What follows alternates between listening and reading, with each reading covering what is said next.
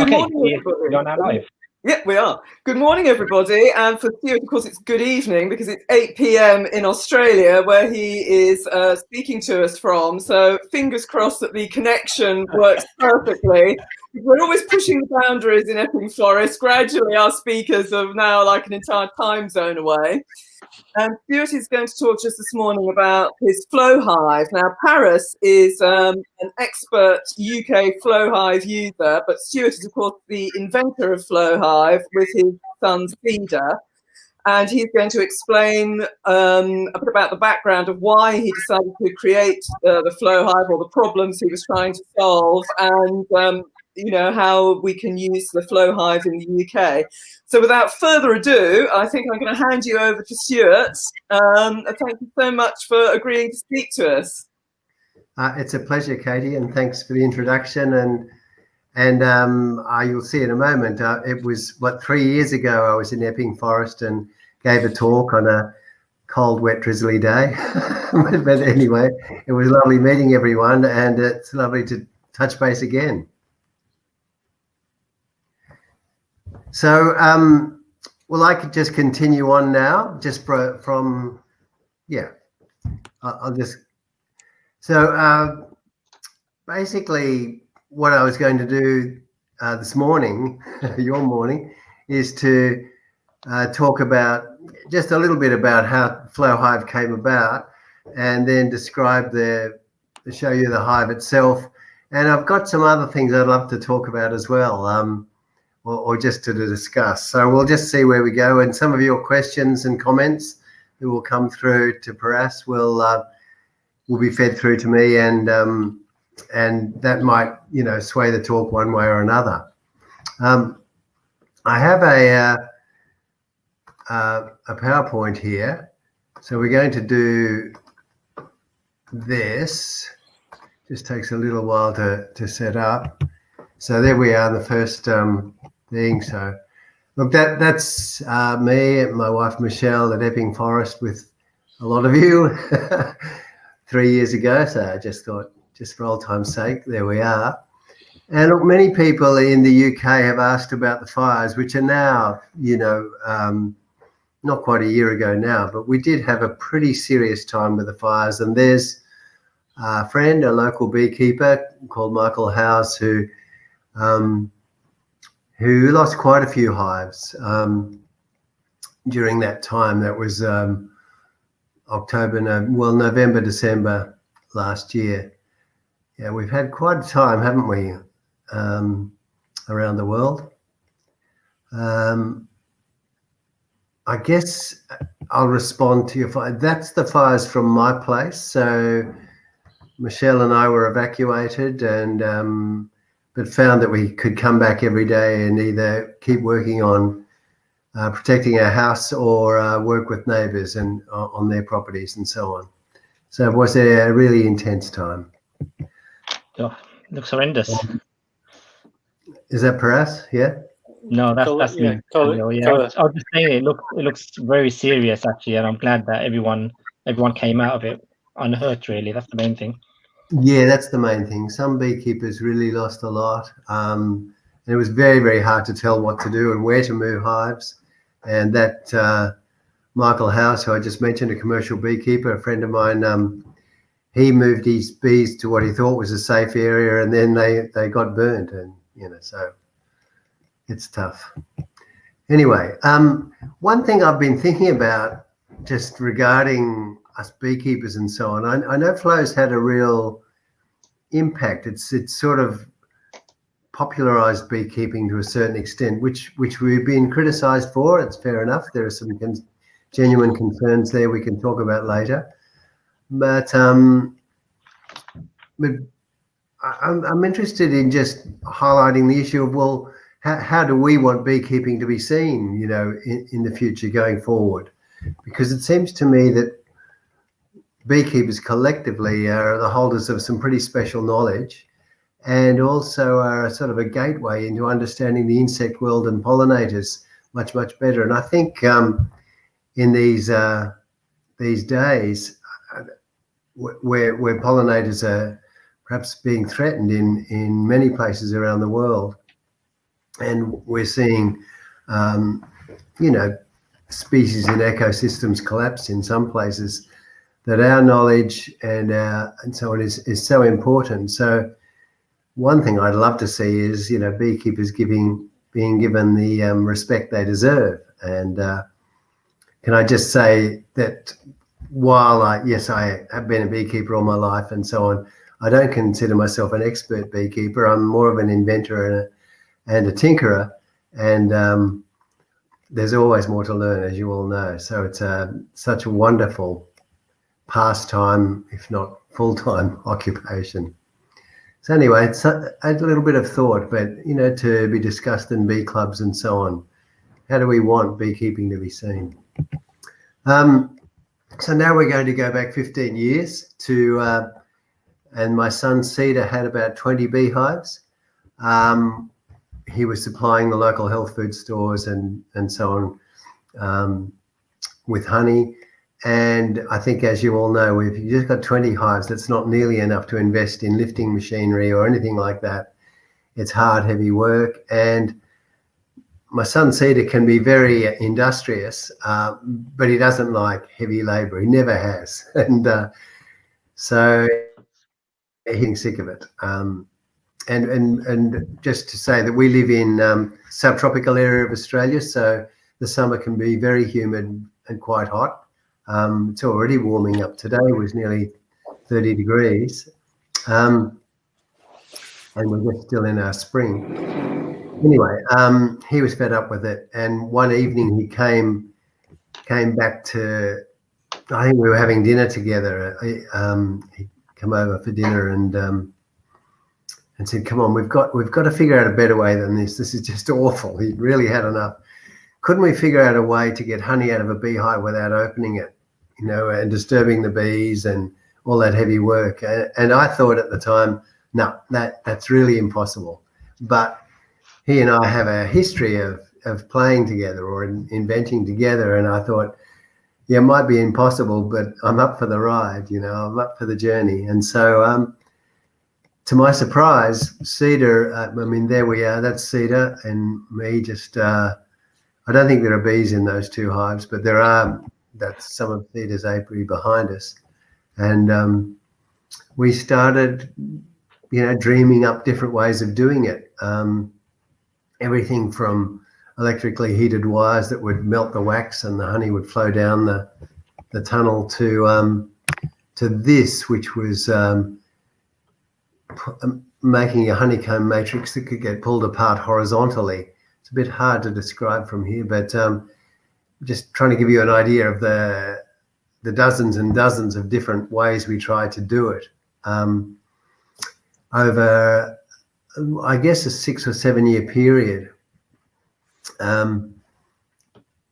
Yeah, all sorts of ways. And this one where we were pulling the cells apart horizontally and hoping that the honey would drop out in between and sort of fall down somewhere, that didn't work. I think you all know that ripe honey won't shake out of a hive, out of a comb, even when you sort of throw it at the ground. And anyway, so finally, one morning I sort of dreamt up this, and I never would have dreamt that up without our ongoing quest and Cedar and I working on this together. And he certainly was the driver. It was the idea of, what if we split the honeycomb cells vertically rather than horizontally, and that might make a channel. And yeah, when Cedar saw what I'd been drawing and trying to work on, and one morning thought, that's it, we can work on that. And so then here's a little video of the first time we managed to get it to happen. And the background noise is insects, cicadas. Pretty noisy in the summer here. Flying out, you can see it in there. That's it. We just used a spanner to operate the mechanism. It's quite a different mechanism than what we have now in flow frames. But the breaking the cells vertically like that is the same. Wow, look, it's just starting to flow down the tube. That's the first time. There it goes. There it goes. That's amazing. It's pouring. It's pouring in. I'm pretty excited. Yeah, I can imagine. That's amazing. Right, so there we are, and that's that experimental box. We just made enough comb for, as you can see, a half a frame, and put a window there and filled up that jar. And as far as we know, that's the first time that's ever been done in the world. And it was very, very exciting, and we didn't know what it meant. In those days, we were thinking of commercial beekeepers. We weren't thinking of amateurs so much as we tried to develop it. And we didn't know how much it would cost to build, of course. We didn't really know anything. All we knew was, well, at this stage, well, we could do it. But it did prompt the question, at least for me, well, for both of us, really, you know, were the flow frames and what we'd done a good idea for the world? We didn't even have a name for it back then. But was it a good idea? Because we thought, well, we were aware of colony collapse disorder and people's concern about decreasing numbers of bees and so on. We didn't think our invention would directly help with that, although we had the naive idea that commercial beekeepers should be able to keep more hives because the harvesting will be so much more efficient. But I also was beginning to realize that, wow, this is going to make all of the harvesting easier, which means a whole lot of people that don't want to lift heavy boxes and so on perhaps could get involved with beekeeping. And even then I was thinking the more people involved with beekeeping, the better, more people that understand. And this was also from a background of, you know, the decade or so before, I'd heard conversations in clubs and with other beekeepers that you know, all the beekeepers seem to be 60 or 70 years old, and where's the new ones coming from? Are we part of a dying art or something? There was a real concern that that new beekeepers weren't coming on. So anyway, so for those reasons, we thought, oh, okay, it's worth keeping on going. It was hard for us to stop anyway. It was such an intoxicating journey. And we used crowdfunding to raise the money, which made us sort of fairly infamous, really, because you never know what's going to happen with crowdfunding. But there's my stepdaughter Mirabai we did the videos with just our phones and so on, and we had a $70,000 Australian dollar minimum target because we thought we could start production maybe with that sort of money, and we'd been told that it was good to get lots of people, you know, their emails and Facebook likes and so on, a whole area of social media that I'm only half aware about. And our first teaser video did incredibly well. Really surprised me. Within a few hours, there was 30, 40, 50,000 viewers, and after the next day there was 1 million, and I was just so surprised. And that did augur well for the success of our crowdfunding, where we did raise the funds, and then we had this huge task of manufacturing and delivering 20,000 or more hives to 100 and sending them out to 130 countries. So that was a very crazy time. And certainly Cedar and I could not have done that by ourselves, and just grateful to live I've lived on this north coast of New South Wales for a long time. So we're part of a big network, and lots of people we knew came in and helped, and got a fairly large extended family, and they were all involved too. So, you know, it couldn't have happened without this community and our family. And we sort of, you know, the look of the Flowhive, that was all, Cedar was, I mean, we were both proud of what we'd invented, and Cedar said, well, if we thought people would just buy the frames mainly and adapt them to their own hives, just like we would have. But to our surprise, you know, people wanted the whole thing. And Cedar said, well, if they want the whole box, I want it to look beautiful. And so we put that effort into the look of the thing and so on. And we realized that a lot of our customers hadn't kept bees, so it was our responsibility to try and educate them and push them to say, look, before you get bees, you need to do a course, you should join a bee club, you should do your homework, because it's your duty to care for them. And yes, lots and lots of schools and charities have been interested. And there's just so much to discuss with you about what happened. Of course, we had to learn to run a business as well. That's a whole other thing. There were other spin-offs. We were able to do fundraising for people that had been affected by the earthquake in Nepal at that time and by the cyclone in Vanuatu. And we were able to raise $100,000, which I guess is about £60,000, something like that, for each of those causes, just by leveraging, by raffling off the first Flowhive and the second Flowhive to roll off the factory floor, and so on. And we've used our offcuts to make pollinator houses, and people buy them and become more aware of the myriad of insects that are important to our biodiversity and to pollination and so on. We were surprised to find that the honey tastes really, really fresh when it comes out of the flow frames. And I guess that stands to reason. It's coming straight out of the wax cells. It's not being spun and exposed to the air again.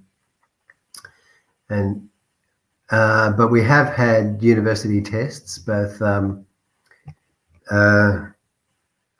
just forgotten the name of it when you do those analyses. And we've also had professional tasting tests, where we had the same honey but extracted by the different methods. And the honey, you can really taste the flowers. Because of the design of the flow frames, you can also more likely that you can extract monofloral honey. You're not mixing it up when you're extracting. So that's fun too. I might give you a picture of the rear view later on. And there I talked about me not really being an expert, but yeah. And partly in response to the concern that new beekeepers should be properly educated on how to look after their hives, but partly because we just are in this position where we've got lots and lots of wonderful and expert beekeepers around the world that are willing to give a bit of time and make a short video on their particular area of expertise. And so that's a separate website to the Flow and the Honey Flow website. That's the beekeeper.org. And it's a subscription website where you can watch, dozens of great videos, short videos on with expert beekeepers and researchers presenting. So I recommend that, particularly if you want to, if you're still learning. Well, I am too. All right, there's another. Is that a video? Yeah. This was just for me this afternoon. I just went up to the back of my hives, and just to show you the back view of the hive.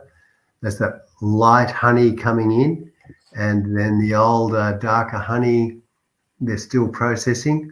And you can see those, you can see the bees working in between, which is always fun, and see them working down the cells and so on. Sometimes you can catch them napping down there. Anyway.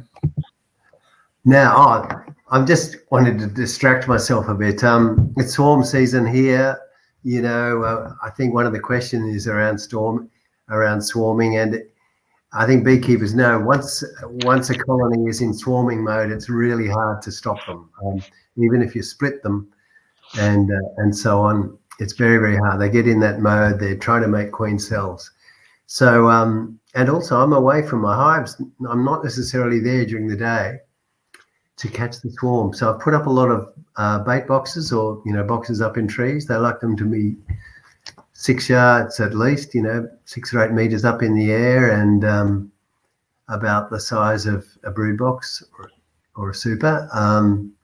But this particular swarm that you can see there, well, it's actually not a swarm anymore, it's a hive. If you look carefully, you can see that there's comb visible there. So they've, rather than go into the box, they've decided to build underneath. Build outside, yeah. Yeah. So what's that Winnie the Pooh's quote? You can never tell with bees. Yeah, absolutely. They always do what they want to do, unfortunately. Yeah, that's right. It's great to have you coming in. And, well, even if you're going to argue with me, but just to affirm that. So we've always been interested, Cedar and I just haven't had the time to try flow frames in unusual places. So this is what I did. I've got a flow frame that's been used previously, so a little bit of a bad thing to mix up your colonies with different gear. But anyway, I wanted them to take to this flow frame straight away. So it's a recently harvested frame and still with all of the waxed up cells, but no honey in it. And I attached it right well. I stripped away a couple of combs that they'd made and attached it up underneath there. And we'll just see what happens. They started crawling all over it straight away, which wasn't surprising. And I suspect they will start putting honey in it and keep building bigger and bigger. I'm not quite sure what will happen, but it's fun anyway. It's a good experiment. Yeah. We've always wanted to, find a wild hive in a hollow somewhere and just somehow wedge a flow frame in there and therefore, get honey straight out of a tree.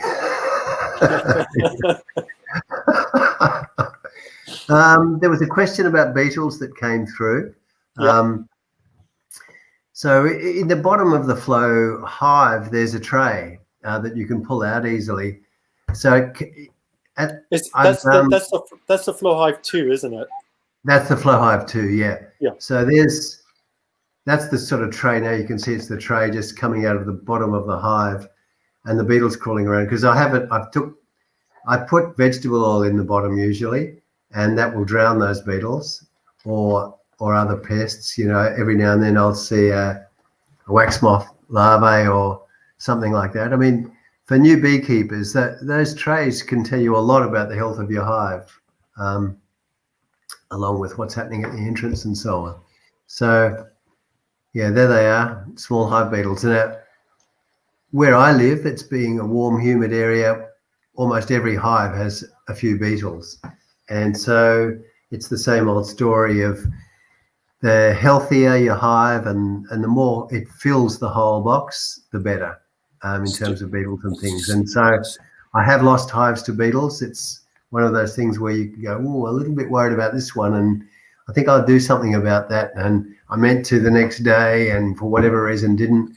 And the day after, bang, gone, all slimed out by beetles. It's horrible thing. Stuart, yeah. on the beetles, basically, having the oil, how effective is that? Well, it seems to be very effective. All the beetles you're seeing now would be drowned, and I guess those beetles there in the dry tray will just find a way out eventually. Yeah. But another thing that works besides oil is water with detergent in it. Yeah. And I caught a lot of beetles in a different hive with that. I'm just not sure what that does to the humidity in the hive, having a tray full of water down the bottom. And I just haven't, I've thought about that, but I don't know the answer. Anyway, and some people use diatomaceous earth, and that seems to work well for them. Do you leave the trays in all the time, all year round? Yeah, the trays are there all year round. I pull them out to inspect them. I'll change the oil or the water if I'm using it as a trap. And in your country and the US and so on, you'd also use it to monitor varroa, and which we're lucky enough not to have for the moment. Yeah. So that's the oil that trays basically to prevent the larvae to hit the ground and turn into beetles and fly off, isn't it?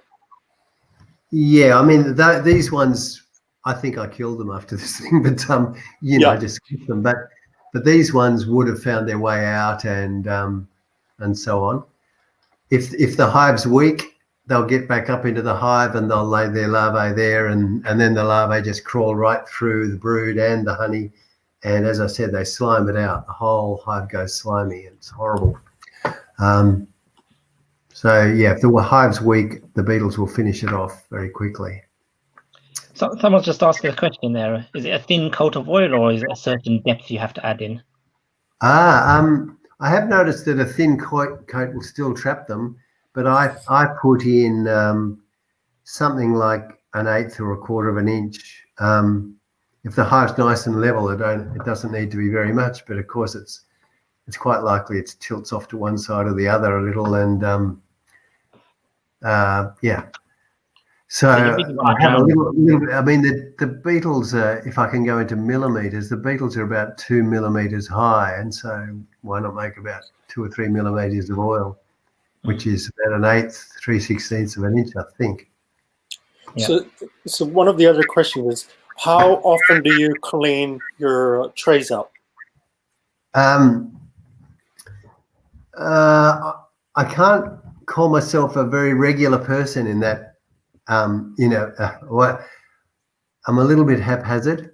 Yep. So I try to make a habit of pulling them out and having a look at least once a week, but I might miss sometimes. And, I went away for 10 days just a month ago, for example.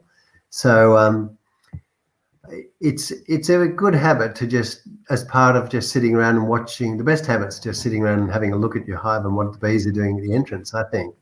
But to just go around the back and have a look at how packed the hive is and how they're behaving, and also pull that tray out and see what sort of detritus is down the bottom. Yeah.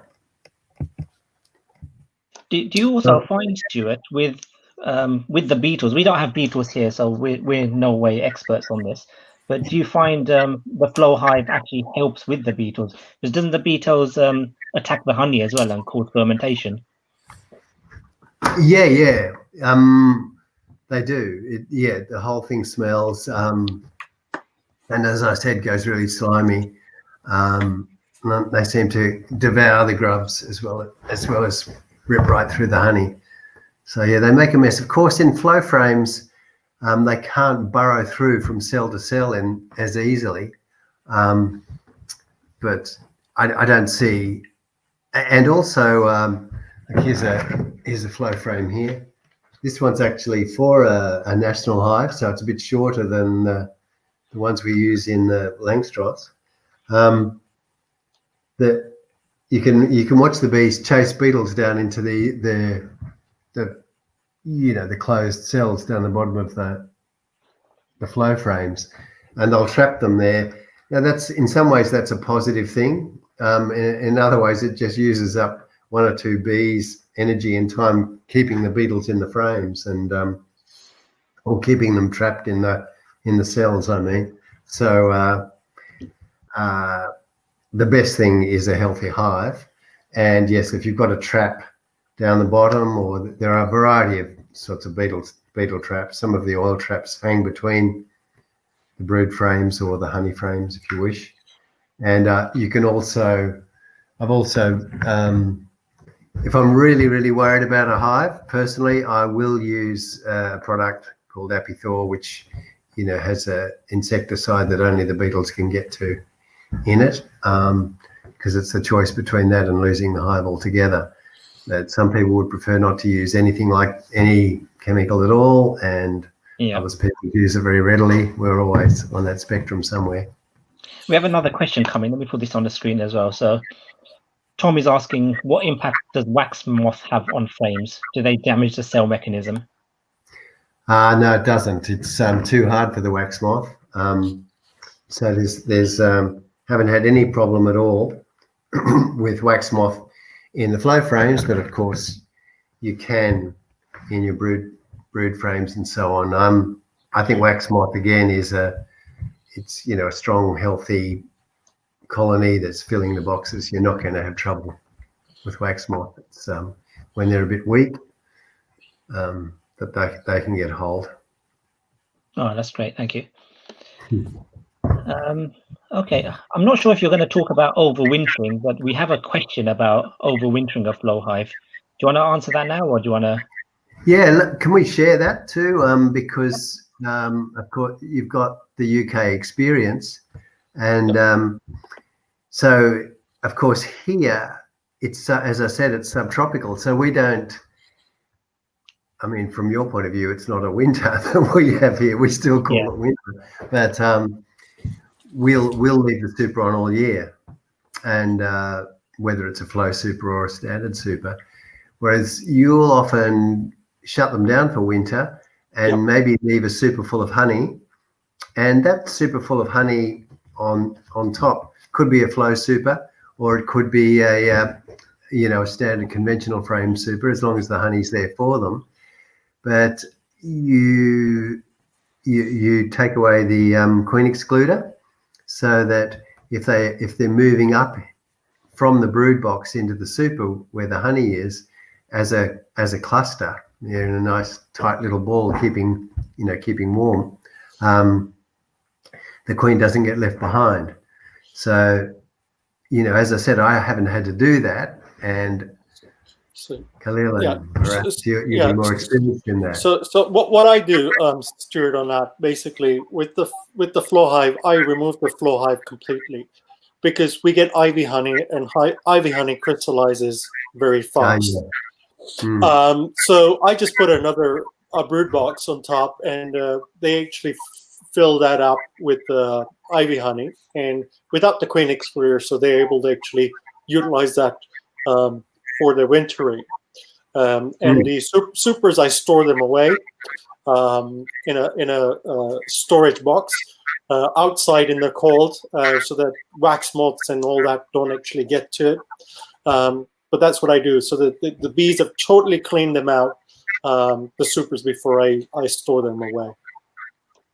So you don't have it on, basically, Aras, you just remove it altogether. I've not been that courageous to actually leave it for the ivy honey, because purely all the experienced beekeepers, more senior beekeepers, have told that the ivy honey does set. So I've actually not gone and experienced that. So I've just been on the safe side. Plus, we have to actually treat for varroa during just the time before ivy starts. So I normally want to take my supers out before I treat the bees for varroa, because I don't want actually the treatment settling into the supers. So I just take the supers off at that particular point. But there's still quite a bit of honey coming in, so I just put it in an empty box, and they actually fill that up with the honey that's coming in. Yeah, that makes sense. And it sounds like you just make sure the bees have cleaned up the flow frame.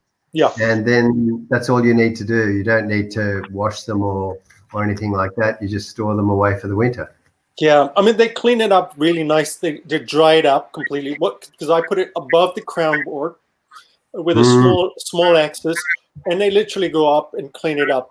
And then I go probably a day or two after that, shake whatever bees are there off the supers. Individual frames, I shake them out into the hive or outside the hive, and I just take the super out. And because if I leave it too long, the bees will start storing again, because they're again into the super. So I just take it out straight away. So once I've harvested, they literally clean up the super, and then I've just taken the box out. Some people have, with the flow frames, you can open the cells or close them. So cell closed is when they're all their hexagonal cells, and they're filling them up. And cells open is when they're split. And they've left them in the cell open position because they're not attractive. They're sort of all the wrong shape for bees to fill. But the bees still can get their heads in and their tongues in and clean them up. I don't know if that's been useful for you. I tend to close them back up, because to keep the cell back into its normal structure. Rather than leaving it open, I close it up just for storage, and I find that the bees really clean. They take the cappings out as well, so they clear, so ready for next year basically. As soon as I'm putting the super back on in April, they're literally filling it straight away. So they literally go up. So they don't need to remove the cappings when I put them back in April. So I actually put them back into its normal position, and they take the cappings out and they clean up the super. And then I'm just able to store that away. Yeah, that's lovely to hear about. You know, I showed that video before of this first time Cedar and I managed to get honey, you know, to come out of the hive without opening it. But at that stage, we thought, that's great, we're excited, but then we didn't know what would happen next. Would the bees just, because the capping wasn't disturbed, would the bees assume the honey was still there? Or would they be so disturbed that the honey had disappeared from underneath their feet that they would just abscond and leave the hive? So we were very pleased when over the next day or so they cleaned, as you said, cleaned the capping off, repaired the cells, and then started filling them again. It wasn't a guaranteed thing for us, you know, back then. We've had a couple of additional questions come in. I think this one is being asked by a couple of people, so I'll put this one on the screen. It's really about disease, so about brood disease, EFB and AFB. So it says, bearing in mind in the UK, a colony with AFB has to have the frames burnt. That's AFB. So what would you do with serious brood diseases in this scenario? Yeah, this, I mean, you do have to follow your country's regulations and laws. And so that's the first thing, is to find out what they are in wherever you are. And in Australia, we have to burn them as well, although we can also sterilize the bee equipment with gamma radiation. That's the only two choices we have, is irradiate or burn for American foul brood, not for European foul brood. European foul brood, we're able to treat with antibiotics, and some inspectors will say, well, you know, if you just make sure they're well fed, they'll get over it. So I'm reading different things about that. I've read that, no, they can't ever get over European. But anyway, there's those debates going on. But American foul brood, notifiable disease for us, you've got to kill the colony, you've got to burn it or irradiate it. So and I don't know. Sorry. So if you irradiate the frames, because the frames are plastic, you know, you need to you can't, burning would be actually a disaster environment. But if you irradiate them, what's the, are the frames still intact, or what the frames look like once they've gone through radiation? Yeah, they look just the same, but that's a good question, because irradiation facilities use different amounts of kilogrammes, and for beehives they'll tend to, for sterilisation, there has to be at least 10 to 15 of the units of measurement, which is whoa, my seat just went, of kilograms of gamma radiation. And if you use about that much, then you can go through 1, 2, probably not 3 irradiations, and the plastic will be okay, but it gets more brittle. It does make it more brittle. So the first time through at that 10 to 15 kilograms, it'll be okay. Do a second time, you might be getting into trouble, and I'm pretty sure they're not going to survive a third. And one of the problems is that the sterilisation facilities don't necessarily, you know, control their radiation dosage. If they're not, the ones that are like our ones north of us in Brisbane, they know about beehives and so on, and they'll be very carefully monitor the dose, but you'd have to work with them to make sure that they didn't get too high a dose, or they'd get ruined on the first one with 30 or 40 kilograms, you know, dosage. But in the UK, I'm not sure that you even have access to. No, I don't think we do. See, we don't really know anything about irradiation here, or I don't anyway. So it doesn't do anything in terms of making the honey less safe to consume. Is there any risk to health or anything that you're aware of? Well, you're doing it for the bee equipment, not so much for your honey. The general advice is to extract and then send all the equipment off to be irradiated. And that honey, if it has AFB in it, have to be very careful with that no bees get any access to that, but it's apparently okay for human consumption. So that's a choice of the beekeeper again, and research you do on it, the better, I guess. But generally, you're irradiating your equipment, not the honey, so that therefore you can put bees back in. Yeah. Okay. So yes, burning the plastic is an awful thing to do because plastic stinks when it burns. But what I've read and understood is that if the plastic burns hot enough, it will break down into carbon dioxide and water. And so it's not so bad for the environment. But then you have to have a very hot fire, which I have done once using a drum. So rather than burning in an open pit, which you can see pictures of, I've seen even in the UK they do that. I'll get a very, very hot fire going in a we call them 44-gallon drums, 200-litre drums, and burn the whole thing. So in the UK, we have, I think you said that AFB is notifiable in Australia where you are. So here we have EFB and AFB are both notifiable. So we have to get these inspectors out if we suspect any of those diseases. And like you say, with EFB, it's depending on the strain, it can be treatable. And I think a lot of times they recommend shook swarms now.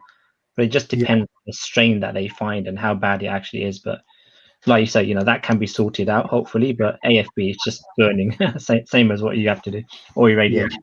Yeah. In some countries, you're able to treat with bleach. And I'd love to experiment with that, but of course, it's illegal for me to do that. Yeah. And I don't really understand how you'd remove all the wax. Like let's say, well, if the spores of the AFB are embedded in the wax, then the bleach can't get to it. But I don't know how thin the wax needs to be for the bleach to be effective and so on. So, yeah, I can't comment about it, I guess. So I'm not sure if you can answer this question, but someone's asking, Augusta, could UV light be used for sterilizing? Yeah, I don't know. An answer for that. I don't know. AFB spores are very, very hardy. They'll last 50 years, apparently. Yeah. In the soil and so on, and so and they'll handle 160 degrees. So are you Celsius or Fahrenheit? Celsius, yeah. Yeah, 160 degrees. So the wax. If you're trying to make sure it's not in the wax anymore, the wax has to be very hot, and it's dangerous. And sterilizing boxes and so on. People have. Some countries they let you run a blowtorch over the boxes to sort of you're just about charring them to kill the AFB, but they don't allow that in our country. All right, perfect. Paras, did you have any questions from members previously? Yeah, I had a few questions.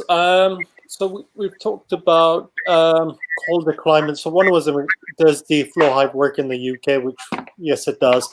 And how have they worked in other cold climates, Stuart? Because, the original technology was developed in Australia, which is warmer than the rest of the world. But so far, you've had more replies from much more colder climates than the UK itself. How have they done with the Flowhive, and what's the coldest that they've actually seen? Oh yeah, I guess the coldest is northern Canada, and I visited beekeepers there.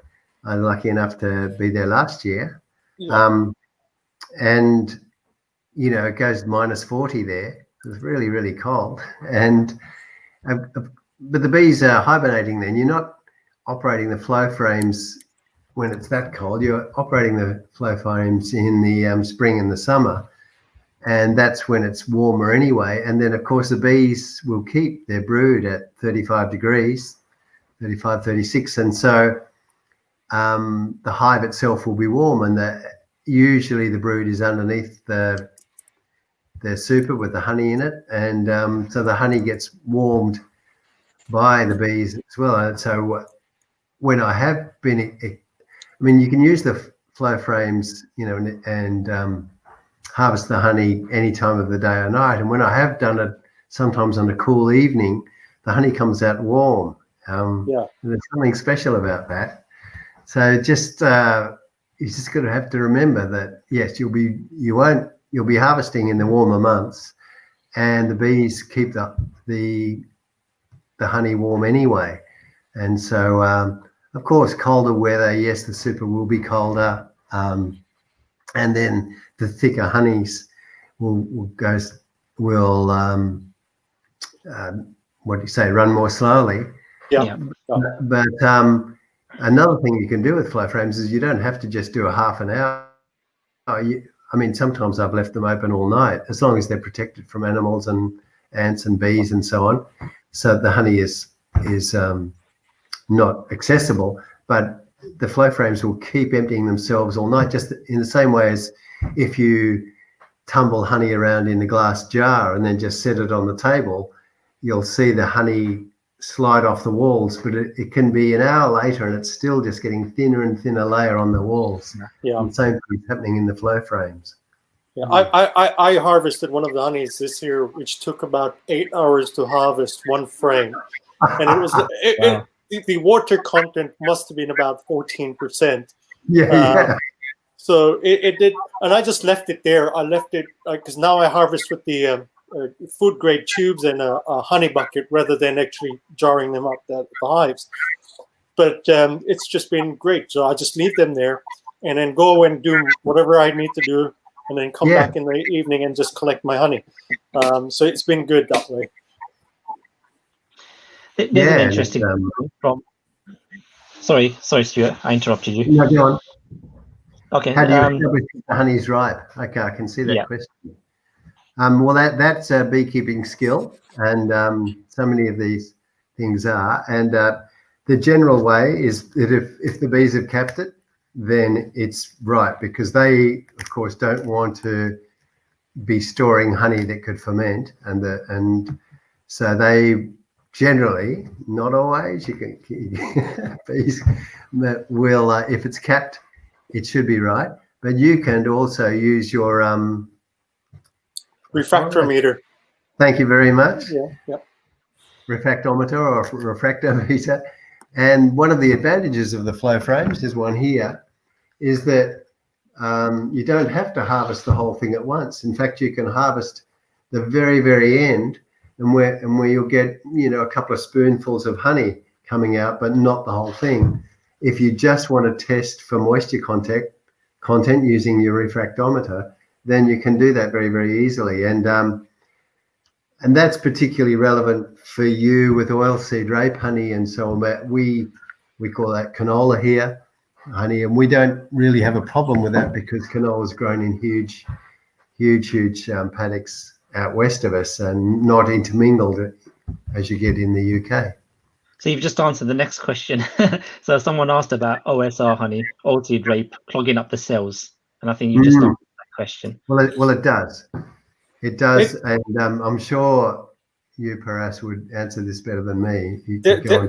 There is one or two beekeepers in the UK who have they have their flow hives in an oilseed rape environment, and they've successfully managed to harvest the oilseed rape honey. But it's a time factor when they need to actually harvest straight away.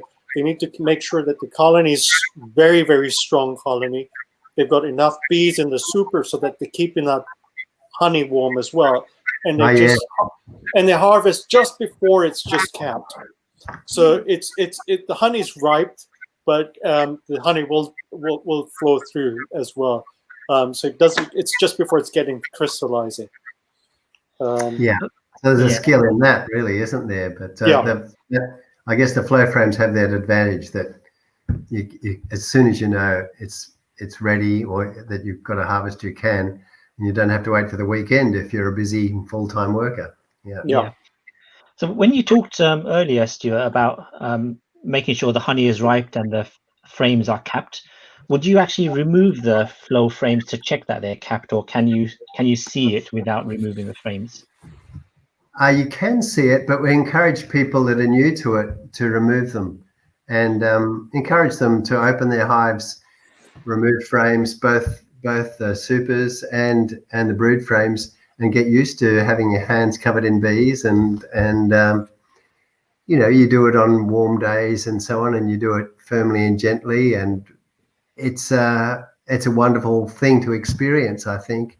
And so I would encourage people to remove them, just because then they'll be able to sort of calibrate what they're seeing on the inside with yes, the end view of the frames and the side view and so on. But I mean, the way we used to do it when I was young, or I still do it now, is just heft the hive, you know, lift the weight of it. And I'm sure you've both done the same thing. Just feel the weight of the hive, lift the back legs of the hive, and you can feel the weight. Honey's heavy, and so that tells you a lot too. Yeah. We do encourage hefting, especially during the winter months. So to see if they're getting lighter, or, you know, just to give you a very quick overview of what the stores is like in the hive. Okay, what's this? Oh, okay, let's just bring this one up then. Do you need to take extra steps to introduce the bees into the hive? Well, we do recommend that you start just with the bees in the brood box. So it's usually the bottom box, and get them healthy and sort of booming before you put the Flow Super on. I think that's good practice anyway, because it's, you know, bees cope better with disease and pests when they are when they fill up the whole hive. So, so yeah, let them build up in the brood box until I can't fit anymore, and then put on the Flow Super or your ordinary super, and they'll straight away go up into that and start filling with honey. Maybe you've got some other comments on that. I think that's general advice that we would give anyway for when you put your first super on. You don't want to put the first super on too early. You want the colony to build up, like you said. Yeah. Usually when they're about 3/4 full in the brood box, you'd stick your first super on. Do you find also, Stuart, that the bees will you know, add pollen into the frames as well? And is that an issue? I have seen it. It happens less than I would have thought for us. They'll tend to put their pollen around their brood, and we've found that either the honey just finds its way around it, or it comes out in little pellets with the honey. But generally, it gets stuck in there and doesn't seem to. I've been a bit surprised that it hasn't got in the way and sort of plugged up the flow of the honey. But very little trouble with that. When I've harvested, Khalil, I've had few small particles of pollen come in, because you can see that in the honey jars itself, but it's nothing drastically that clogs up the floor frames or anything.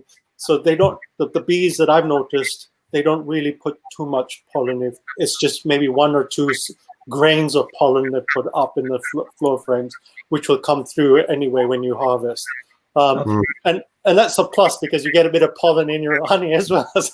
Yeah, of course. Yeah, that's true. Actually, just another point. This is my question, I suppose. So the size of the cell, because I'm just thinking about the pollen question that we're asking, is the size of a worker, or is it the size of a drone? What kind of size have you made the cells? Oh, yeah, well, we did exactly in between. Okay. Because we were hoping to discourage either worker or drone eggs being laid, and so if we thought, well, if we do it in between, it'll sort of put her off, and we'll put the queen off. I mean, every now and then, once or twice, we've by mistake trapped the queen up in the top with an excluder below, and she's, you know, she's born to lay eggs, and so she will. And when a hive's gone queenless and the workers are laying drone, they will lay in the flow frames. And it seems to be that in terms of the balance of the size of the cells, we probably made them a little bit more like a drone cell, you know, than a worker cell. And so that, you know, we're still working on that, actually. You know, one day we might produce one with a different size cell again. We'll see. I suppose anything bigger than a worker, they'll lay drones in there if they have to. Maybe just smaller drones. Yeah, Okay, yeah. we've got a few additional questions. Okay, this is one that only you could answer, I think. It's probably just a question of interest, I think. Yeah, yeah. It's 75,000, I think, hives worldwide. I mean, if I go back to that, thing, where are we? There we are. There it is. Now I've just got to from the current slide. There we are. 75,000 customers. No, I think it's hives. Anyway, we've said customers. We certainly have a very large database of people to 132 different countries. And yeah, a number of employees. There might be a few more than 48 now. But anyway, that's been a wonderful aspect of it too, to give employment to people, and Yeah. and hopefully they seem to be loving, working in the teams we have. So Which country do you find buys the most? Is there certain Australia and the US buy the most, and the UK and Europe are lower. I think I've got a UK one. That was just a slide if we want to talk about some of the criticisms and critiques, which we certainly can. And that was what. Okay, there we are in the UK. So it's steadily climbing in the UK, but it's not huge. Most of those would be Paras, I think, selling those. buying them? Yeah. And now we're getting this phenomenon too, which is pretty interesting for beekeepers, is celebrity. David Beckham, yeah. David Beckham, and then on the left's Chris Hemsworth, who's an Australian actor. Yeah. And other celebrities getting into beekeeping, which is sort of wonderful and sort of, I don't know. It's it just shows that it's changing. It's different than when I was a kid, where it was just a few people knew about it and everyone else just thought it was a weird thing to do and scary. It's changing. How long have you been running now, Stuart? 5 years. 25 years. Nearly 5.5 since. Why is it now? What have I done now? Are we back to? Yeah, your screen share disappeared. Yeah. 5 years since, or 5.5 years since we launched with the crowdfunding, and so I think we've, with a startup, you never know how well you're going to actually do in business. It's a whole different skill to actually consolidate and learn how to run a business efficiently and so on. And I think we're over that hump as well. So I'm very, very grateful for everything that's happened, and including the amazing people that work with us. The criticism from traditionalists. Okay. It's okay. So my uncles were dairy farmers, and I used to love staying with them on their dairy farms when I was a kid. And they were part of a group of farmers that I would call, grumpy fellas. They weren't short of, having a good old whinge about other people or whatever.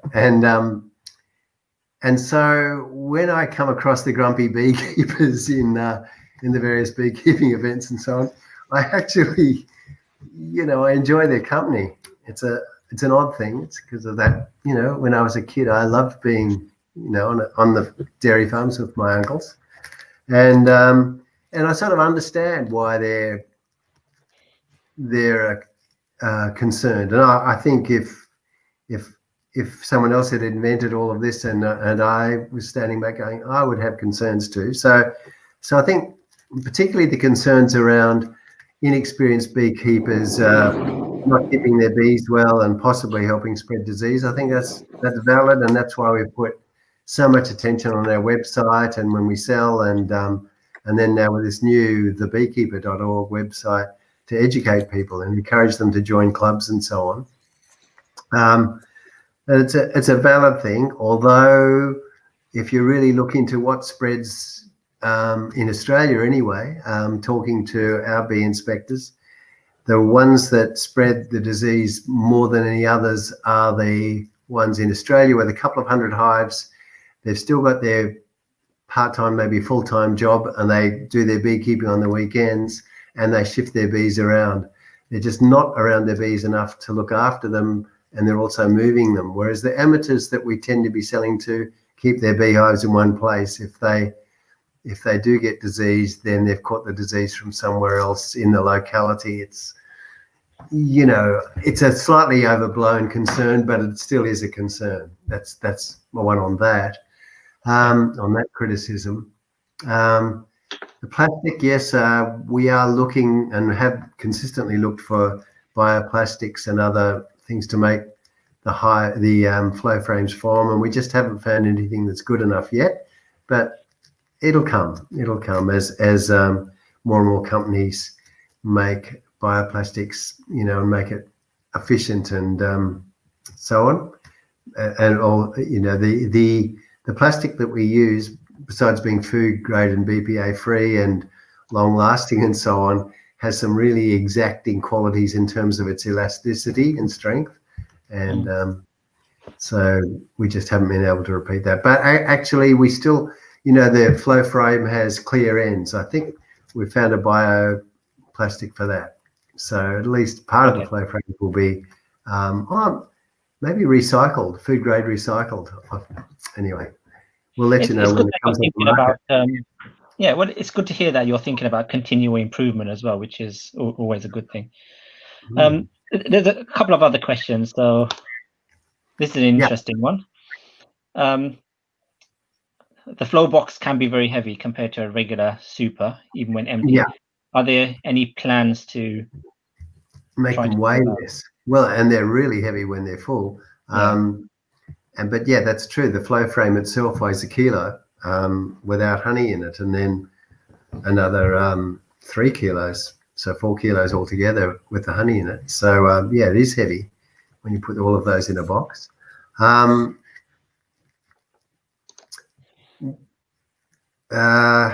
We do have plans that I can't talk about. Okay. Umming and ahhing to make the hive inspections and so on easier. Sorry, that's all I can say. But it is a concern, and other people have experimented. I think there's a fella in the UK at the moment selling what's pretty much like a top bar hive with flow frames in it. So it's a horizontal hive. A long hive, yeah. And I'm interested to, is it a long lang or something?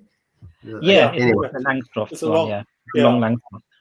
Yeah, so interested to see how that goes, and I keep meaning to do those sort of experiments myself and just never get around to the time to build it, which is crazy. Be good fun just to see how they go, and also experimenting with having the brood on top and the honey underneath. Now bees naturally like to have their honey above, so yeah. There's another question here which may tie into the first one actually, and I take it this is talking about the actual box itself rather than the flow frames. So are you considering a polystyrene? Yeah. Well, actually we have been. So polystyrene is another. There are a couple of different companies we've been working with to do a polystyrene or biofoam. So rather than the polystyrene from fossil fuels, to see if we can do a bio one. And again, they're just not ready for commercial production yet, not to the standards that we, or the type that we need. They'll do it for like throwaway food containers and so on. But so we're still working on that because insulation, and particularly in the UK, is really quite important. And I think our boxes should be better insulated. Bees will survive even without a box at all, but the more they're insulated, they're more likely to be healthy, and they don't need as much honey over the winter to survive, of course. Yeah. Okay. This is a good one. Is your hive copyrighted? As I've seen copies on eBay. Yeah, there are copies. There are fakes, and we've patented as well as trademarked flow and so on. and those fakes keep coming. It's really, really, it's a sad part of business and life, isn't it? When from our point of view, it's theft. We put all this work into it, and someone just steals it and sells it, and because it is theft, and because they have been cheating, I guess you can't really trust the plastic, what they've made it from, and you certainly won't get access to what I think's really high quality customer support and so on that we have here. But the main thing from my point of view is that it's people stealing what we've done, and it'd be nice if the world wasn't like that, but it is. Continuous battle, I suppose, that one, isn't it? Yeah. Okay, this is a question that came up earlier on. We might as well look at this one now. So this is from a novice beekeeper who has just purchased a Flowhive, and they're just after advice, how best to start and how to get first bees. So what would you recommend to a novice beekeeper? Well, I guess this person could be anywhere in the world, but not necessarily in the UK. Is that right? So yeah, I think so. Probably the UK, I would say. Yeah.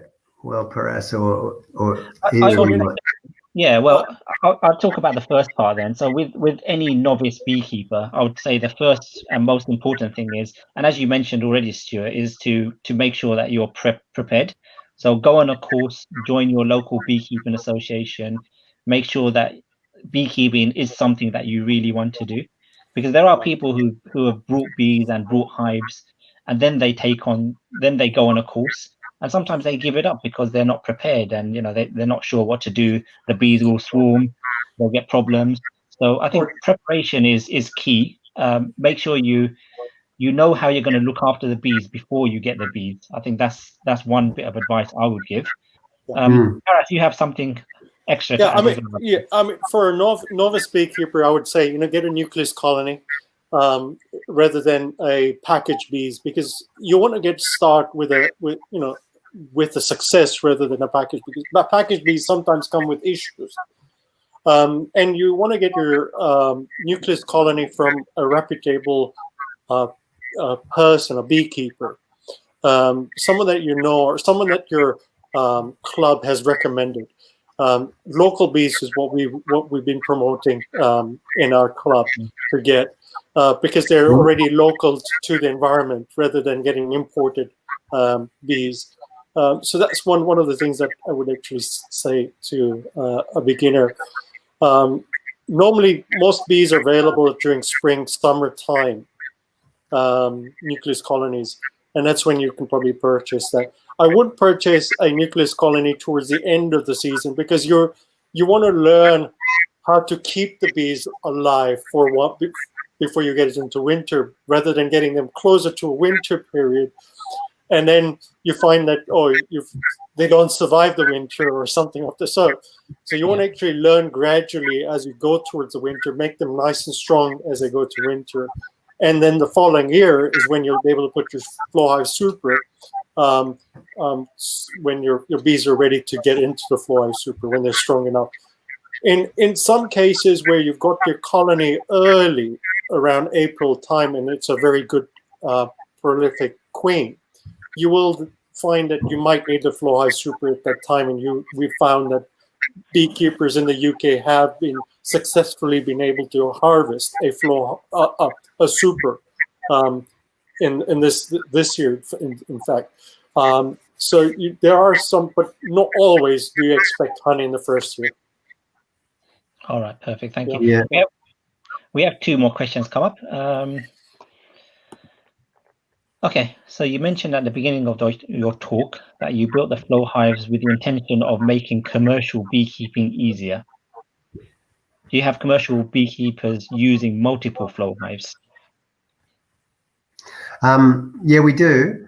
But yes, I mean, most of the people buying Flowhives are amateur, but we do have commercial, and they'll tend to be what you would call boutique commercial, people who are maybe managing 20 to 40 hives, and they're selling their honey as a really specialist honey. It might be a lavender, or it might be a,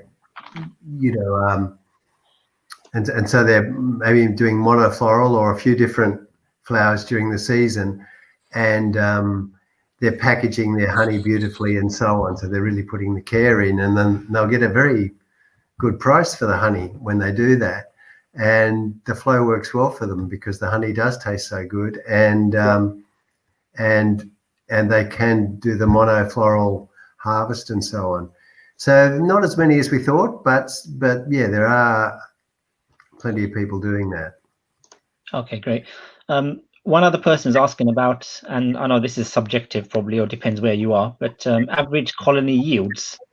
So that's probably going to be different from where you are and where Paras is, I would suggest. But what's your opinion on that? You're right. It just varies so much, even in the same area from season to season.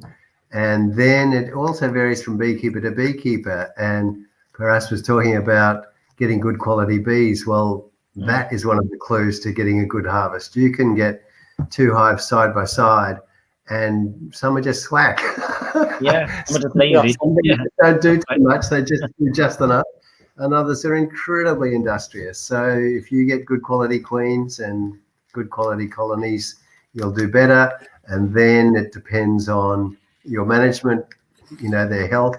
And then it depends also on what's flowering in your area and how much rain you've had and so on. For us, rain's critical. And so it can be from almost none in a bad season with a poor colony to 100 kilos or more in a year. For the good beekeepers can do that. Khalil, on this year, basically, I can answer on what I harvested on some of my colony. I've got 7 Flowhives. So in terms of the harvest, I have 2 that I started on double brood, and then I had to do a swarm control on one of them. So it went back to single brood. We harvested 37 kilograms on that one. On the double brood, we only harvest the Flowhive supers. We don't harvest any other honey from the brood box itself. So we harvested 35 on that one. And the other single colonies, like as Stuart said, when some bees are not productive in it, just a bit too late, there's some issues or something of the sort. So we had between 18 to 10 kilograms. A nucleus colony was able to raise 10 kilograms of honey. Colonies that had issues or had issues during the year got me about 18 kilograms. So it all depends on how strong and what your colony is, the health of the colony itself. Okay. All right. Yeah. Great. Thank you.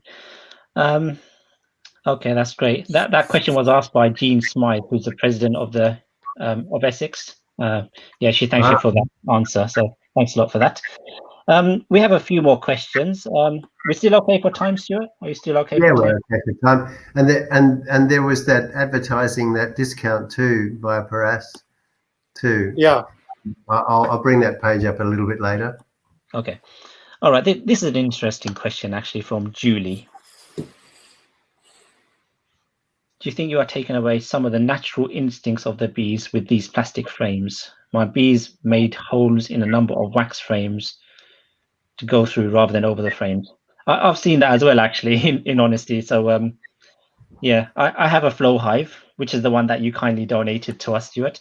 But with my other hives, I do find that in the supers, they make holes so that they can get through easily.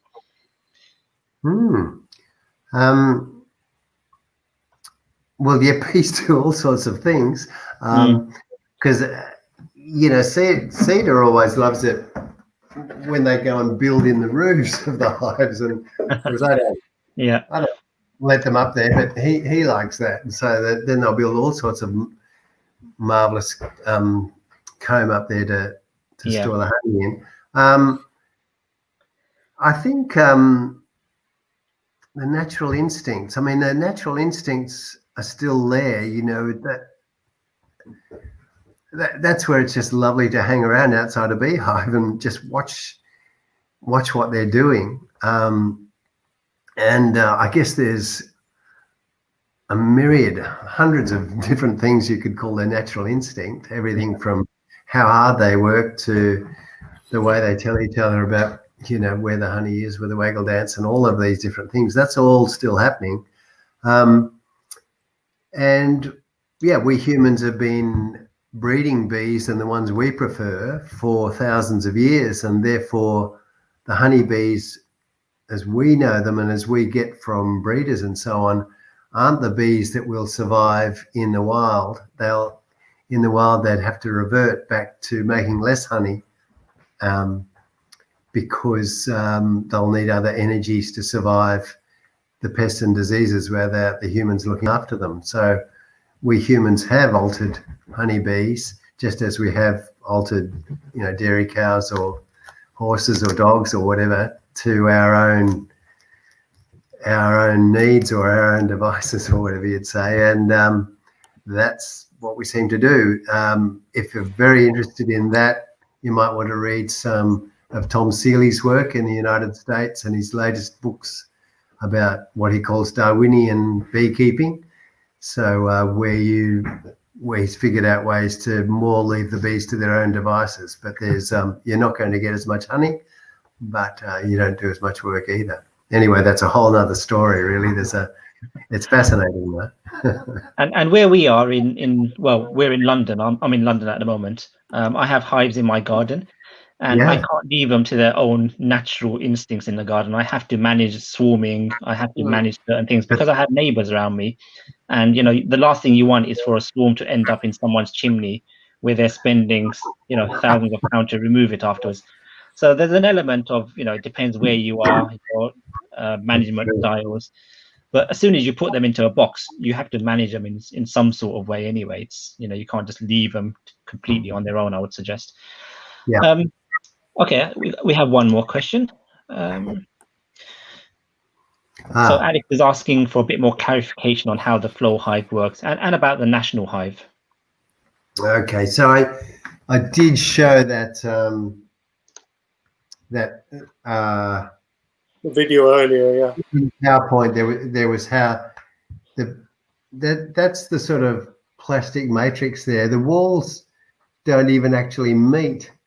The bees take this and they cover every bit of the plastic with their wax, and they fill in the gaps in the walls that we've left there to make sure that the mechanism doesn't catch their legs when it moves. And then when they've sealed it up, they can start to put their nectar in and process the nectar into the honey. And when the honey's ripe, as we were saying before, they'll cover the whole thing with they'll cap it, and so there'll be a wax capping over the top. And at that stage is when we I don't know if we look at just the very end one, I'm just going to operate the very end one with my thumb. Could you put it a bit lower, Stuart, if you don't mind? Just a tiny bit lower? Yeah, that's perfect. That's great. So there I'm just moving the one. So it's moving from a hexagon to a channel. Okay. So if you use a lever, you can move the whole lot. Anyway, so the honey falls down into the trough below and then can flow out into your container. And so it means you don't have to open the hive and pull the frames out and take them to your laundry and then cover your home's door handles and the floor with stickiness and so on. There was one question asked earlier before our presentation slide. How do we clean the Flowhive frames when they do become dark eventually? Because as comb is used, they do sometimes get darker over time. They do, and in my area, because it's humid, the ones that I've left out have got a bit of mold in them, so it's not as dry. So I've been, but I haven't been worrying about that too much. The bees still do clean them, and they'll cover it with wax. But if you want to clean them, you can use a high pressure sprayer. It will sort of blast the wax off. There'll still be a tiny bit of wax coating left, and you won't get it entirely spanking brand new looking. but it will blast away most of the wax. You know, Okay. a high pressure cleaner will do that if you want to. Yeah. The bees will generally keep it clean, but yes, there is a bit of build up over time. So that mold, I mean, would that be okay? It's humanly safe to have honey from that sort of frame? I guess if the bees are still willing to use it, then they're coating that mold. They cover it with wax so that the mold's actually not in contact with the honey. But still, I prefer not to. And the bees will avoid the really dirty cells. So it's better to have them clean. It's me just leaving some frames out and not taking care of them properly where they've got moldy and so probably most people are going to do a better job than me. Yeah. Okay. Someone was also asking earlier about the national hive and whether you have flow supers for the national hive. Yeah. I know you do, but do you want to answer that as well, if you don't mind? So this is a long enough for a Langstroth hive, and then this there's another one here that can we see that it's shorter? Just No. about, yeah. Yeah, just a bit shorter. And so that shorter one is made for the right length for a national hive. And so we sell a super that will fit the flow frames and it'll fit a national brood box. We don't sell the brood boxes, but if you go on our Honeyflow or eu.honeyflow site, you can see underneath supers and when you're getting separate things, not the whole hive, you can get a national super. And they haven't sold as many as we thought. And I think we, you know, it was a crazy time.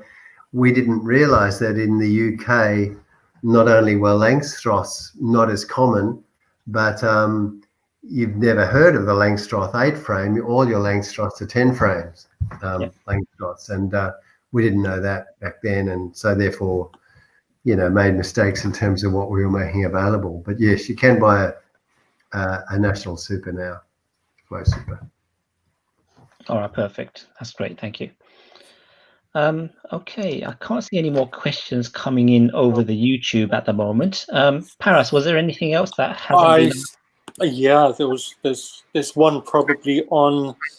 Let me go back and see.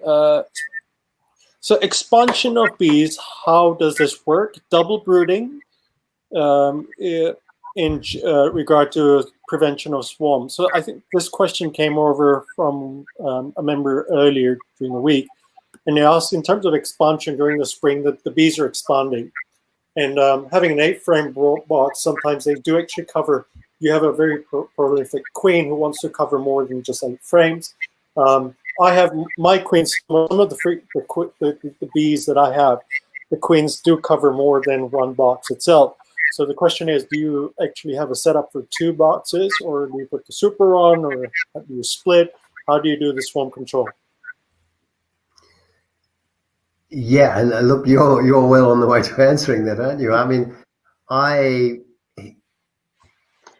you know, when you have those climate differences, it really affects your beekeeping, which is why we're saying, please learn from your locals, because they'll have the answers for your area and how the bees are behaving in your climate.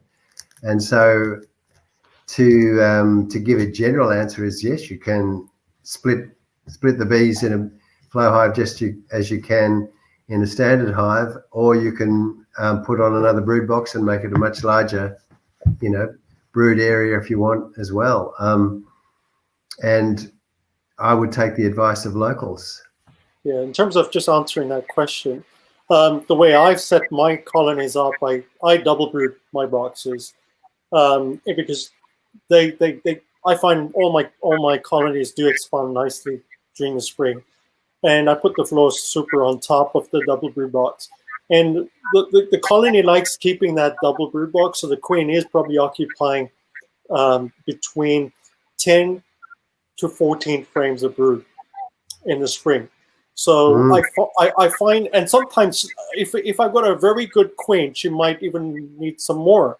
I had one where this year, I didn't put a queen excluder, so she went in the Flowhive super, and she laid in 3 Flowhive super. So so you get some queens like that.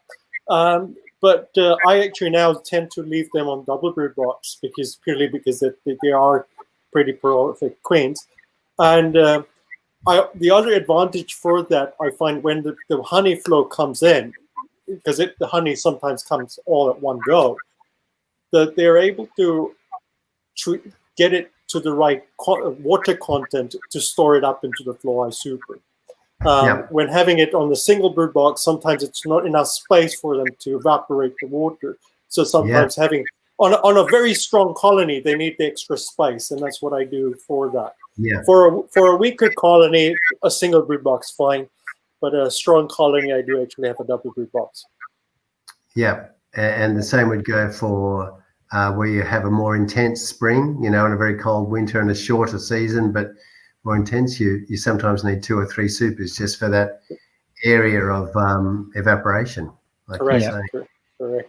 And in terms of swarm control, the way I've now started doing is I use it's like what we've been learned from our association using artificial swarm control, but I use the same equipment using a split board. So instead of using an additional equipment, I just use the same equipment, put the split right on top of the super.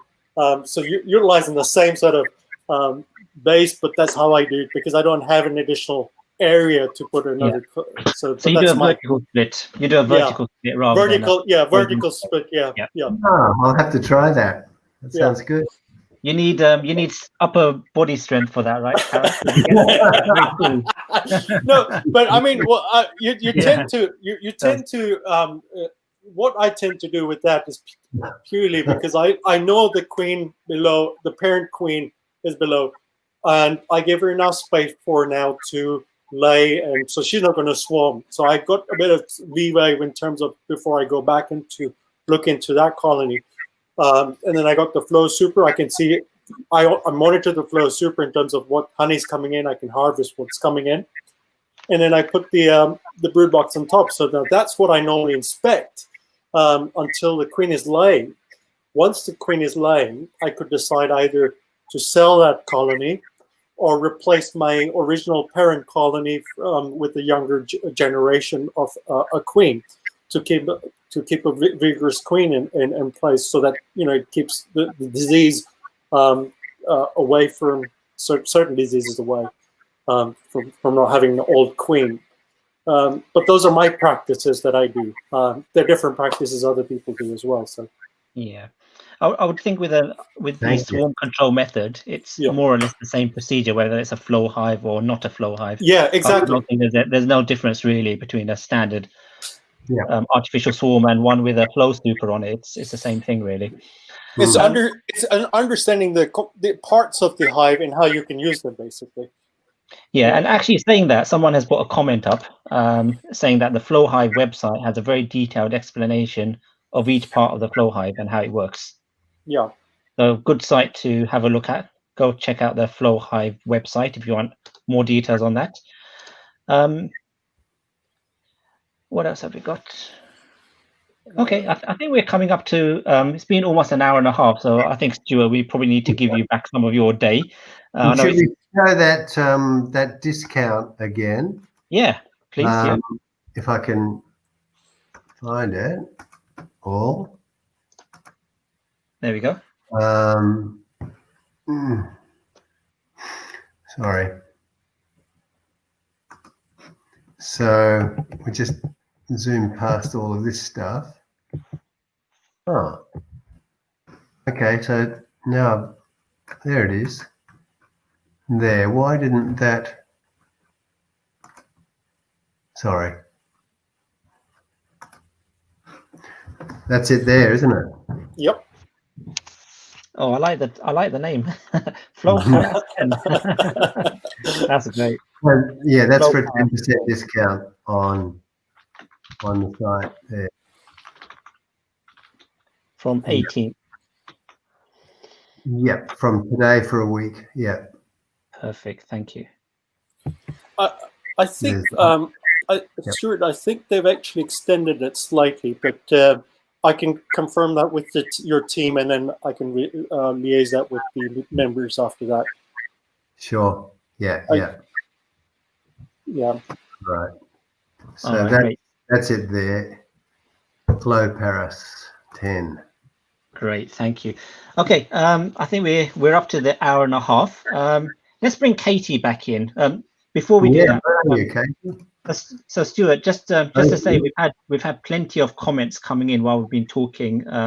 Just saying thank you. It's been a very interesting talk. People have learned a lot, and they're very appreciative that you've taken so much of your time to come and give us this talk today. So, from us, thanks a lot.